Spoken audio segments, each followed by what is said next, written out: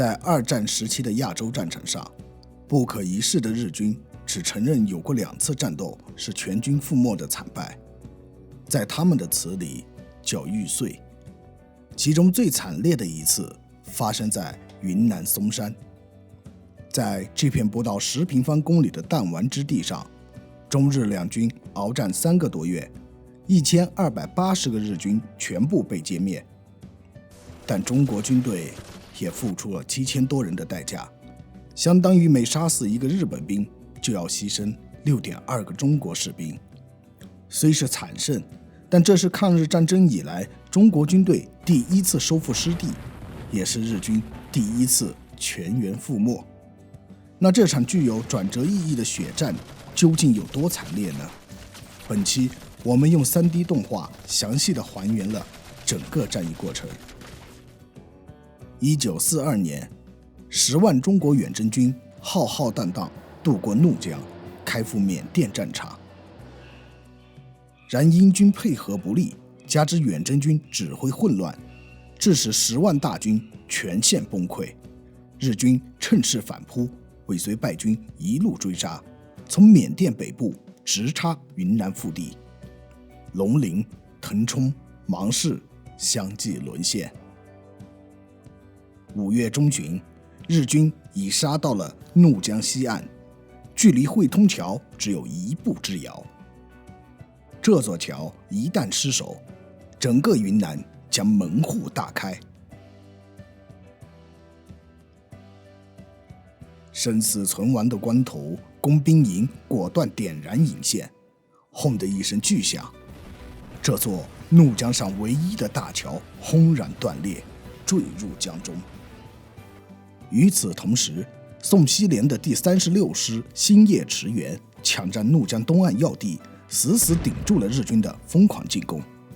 从此，中日两军隔江对峙，松山就成了日军最重要的战略据点。这样一座10平方公里的小山头，为什么会让中日两军死磕到底？看看地图就明白了。滇缅公路从宝山蜿蜒而来，到了怒江这里，必须绕着松山山腰盘旋数千米才能通过。换句话说，松山就像一只巨手，死死扼住了滇缅公路的咽喉。控制了松山，就等于控制中国抗战的生命线。美军战史形容它是滇缅公路上的直布罗陀，足见其地位之重要。更要命的是，松山海拔2200米，居高临下，方圆数十里都在它的炮火覆盖之下。日军占领松山后，进可渡过怒江直取昆明，退可以与腾冲、龙陵形成犄角之势，相互支援。松山在手，就等于握住了打开西南门户的钥匙。而驻守松山的113联队约有3000人，乍一听不算多，但在缅甸方面军的年度军事比赛中，他们连续保持步枪射击、火炮射击、负重攀登3项第一。自1942年5月进至怒江后，日军沿着松山到滚龙坡建起了一道严密的堡垒群，形成主要防线。这些堡垒分3层结构，上面2层用来射击和观察战况，最下层存放弹药粮食。堡垒的四周用70厘米粗的巨木层层包裹，并围着3圈装满沙石的油桶，顶上则盖着一层30毫米厚的钢板，以及1米多厚的缓冲土层。每座堡垒都是一个坚固的乌龟壳。实际效果怎么样呢？当时日军高级将领亲自进行了重炮轰击和飞机轰炸的实验，结果表明，用150毫米重炮轰击，连震动感都没有。即使数颗500磅重型炸弹直接命中，工事内部竟然也毫发无损。主阵地周围的步兵战壕虽然没有堡垒那么坚固，但都是利用山腰的坡面挖了不少散兵坑，加之杂草树木的遮盖，形成了一张隐蔽的交叉火力网。你以为这就完了？阵地前方还有一道长达1万米的双层铁丝网等着呢。更令人咋舌的是，日军还在松山建立起了完整的生活设施，自来水系统、发电设备、电话网络应有尽有。守军不但有水喝，每3天还能轮流洗1次澡。整整2年时间，日军几乎把松山挖空，建成了一个地下城堡。7个据点群，40多座子母堡垒，密密麻麻布满整座山头，如同巨型雨巢，地下4通8达。日军骄傲地称之为东方马奇诺防线。但法国的马奇诺防线只是个摆设，被德军兵不血刃地轻松绕过，而松山却成了真正的战争绞肉机。1944年，国际战场捷报频传，太平洋上的美军步步紧逼，剑指日本岛国。苏联开始全面反攻德军，英美加盟军也在秘密地制定霸王行动，准备实施诺曼底登陆。唯独中国，松山失守后，唯一的国际补给线滇缅公路被彻底切断，没有了外援物资。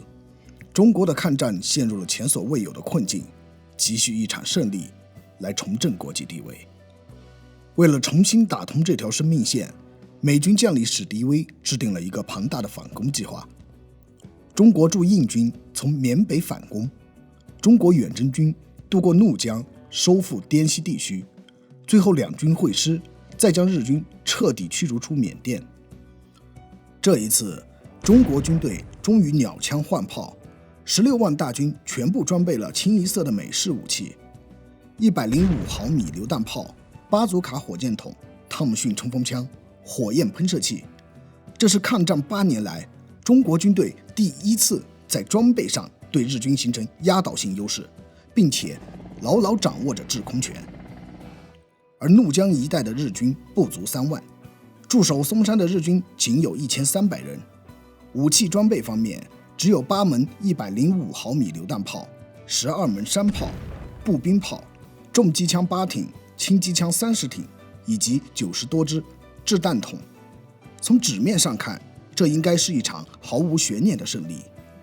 但后来松山用血淋淋的现实告诉我们，战争并不是一个单纯的数字游戏。1944年5月，期待已久的滇西大反攻终于拉开序幕。按照作战方案，第20集团军从右翼主攻腾冲，左翼第11集团军为防止缅甸的日军赶来增援，留下来沿江固守，仅派出少量兵力佯攻松山，扰乱敌人的判断。也就是说，在最初的进攻中，中国军队根本没有把松山放在眼里，认为只要拿下龙陵、腾冲，松山的孤军将不攻自破。而要实施反攻，第一道难关就是渡过怒江。此时正值雨季来临，怒江江面从旱季的80米暴涨到300-400米宽，流速湍急，水温极低，稍有不慎便会葬身鱼腹。5月11日夜里，工兵营通过预先拉好的钢索，开始从激流中渡送作战部队。按兵法，半渡而击是对付中国军队的最佳时机，但日军兵力不足，没有在西岸滩头设防，而是把防线设在了山脉中的各个隘口，所以中国军队的整个渡江行动异常顺利。然而，日军似乎完全洞悉了中国军队的作战方案。第56师团将近1万人的主力全部集中在腾冲方向的高黎贡山一线。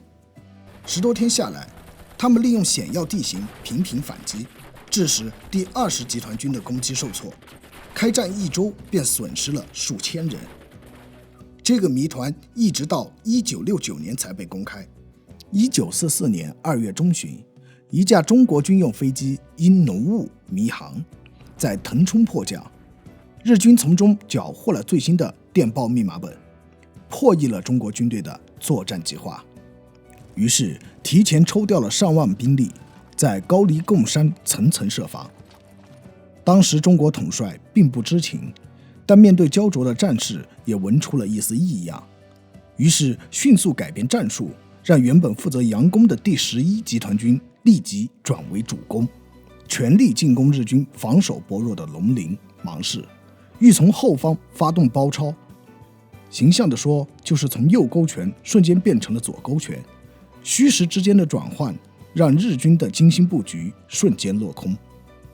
此时中国统帅部仍然轻敌，认为松山无足轻重，因此派了战斗力较弱的新28师牵制松山，而作为军队主力的第87师、第88师则从平达一带主攻龙陵。1944年6月4日，松山攻坚战正式打响。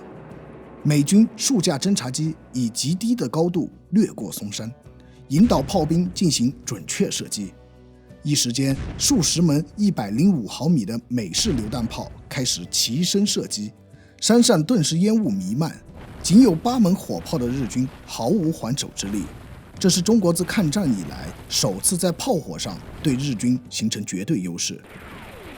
炮击过后，中国士兵在重机枪的掩护下，信心满满地顺着山脚发起猛攻。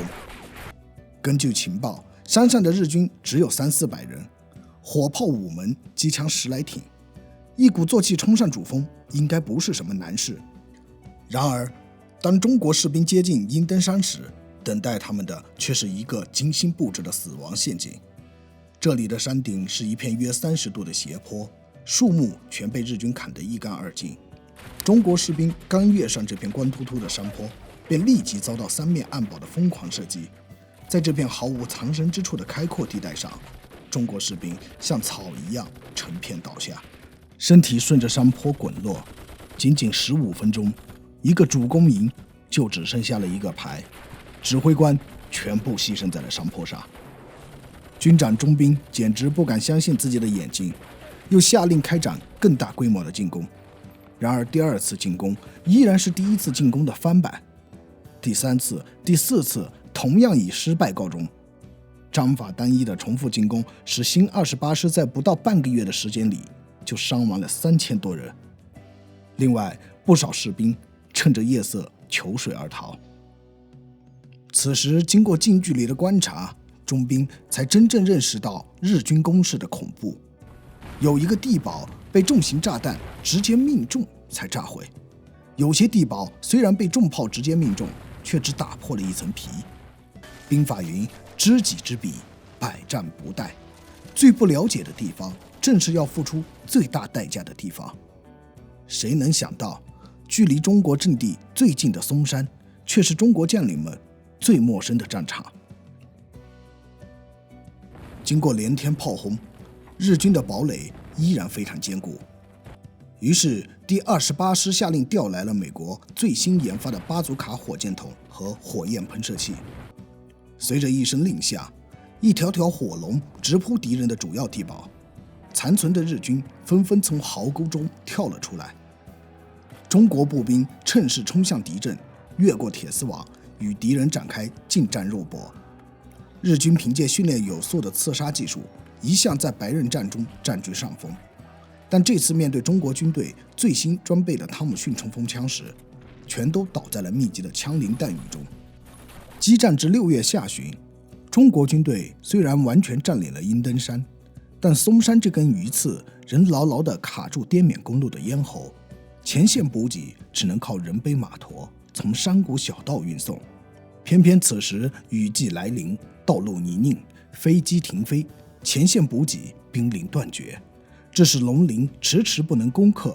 如果不能尽快拿下松山主峰的子高地，就无法利用滇缅公路快速的运输物资，那么整个攻势都将全线崩溃。更关键的是，松山把中国的反攻部队分割成了3支孤军，彼此不能相顾，随时面临着各个击破的危险。对于处于劣势的日军来说，松山是最后的救命稻草。这颗插在滇西纵深的钉子支撑着他们的整个防御体系。松山一失，腾冲、龙陵就失去依托，整个防御体系将瞬间瓦解。小战场决定大战略，这座不起眼的松山如今已经成为了整个滇西战局决定成败的关键。激战至6月下旬，松山仍久攻不下。中国于是临阵换帅，命第8军军长何绍周前来接替主攻松山的重任。7月5日，第8军分兵2路，一路直取松山核心阵地，一路向滚龙坡方向发动牵制性进攻。开战前，100余门大炮朝着松山狂轰滥炸，几乎把整座山头犁了一个遍。烟尘蔽日，地动山摇，而日军堡垒依旧是坚如磐石。中国士兵才刚刚冲到子高地的前沿，便受到四面八方的火力夹击。枪声、炮声响得没有一点缝，冲上去的人像滚豆子一样滚下来。几次拉锯战后，1米多深的战壕全被尸体填平了。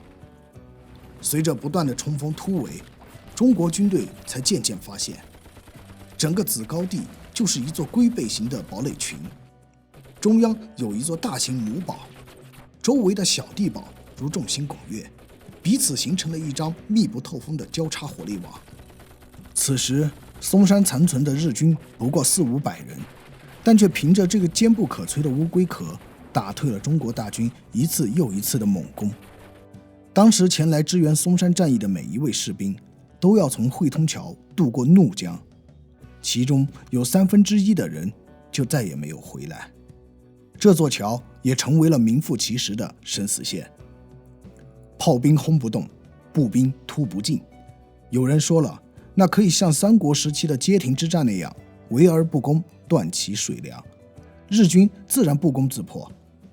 可问题，日军的水道、水槽都隐蔽得十分巧妙，中国军队打了10几天都没发现在哪里。此外，还有日本的军机会时不时前来空投物资。一直到7月底，中国统帅部终于从龙陵调来了李弥协助指挥。李弥，云南腾冲人，对当地气候、地形特征极为熟悉，且带兵有方，指挥灵活。李弥赶到松山后，经过初步的侦查，立马形成一计。这一计很简单，也很疯狂。中国军队的前沿战线距子高地的母堡仅有200多米，不如直接挖一条地道过去，用炸药将整个堡垒一锅端掉。这个计划立马获得了统帅部的批准。自8月3号，3个师的工兵沿着交通壕全力开工。开始还算顺利，但越往前越困难，坑道里伸手不见五指，吃饭、大小便都成了问题。最要命的是缺氧，在最前端挖土的人呼吸困难，汗如雨下，简直像在地狱里干活。那挖出的土怎么运？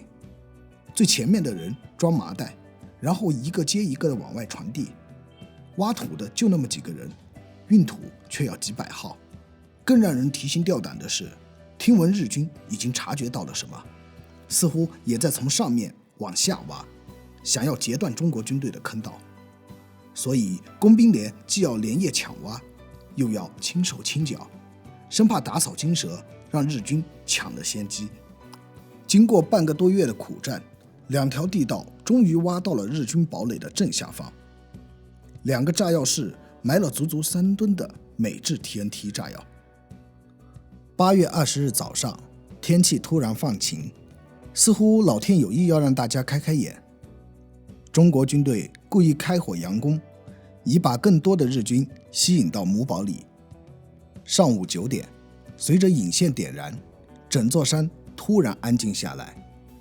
几秒钟后，大地猛然一颤，一股巨大的力量从地下喷涌而出，直接把子高地的母堡拖了起来。紧接着，一股粗大的烟柱直冲云霄，形成了罕见的蘑菇云。驻守的日军也全部化成了烟渣。子高地爆破成功后，日军的防线开始全面崩溃。至9月7日，中国军队终于清理完所有的残敌，收复松山。而在这场历时90余天的战役中，中国先后投入2.3万兵力，伤亡7783人，而1280个日军全部歼灭。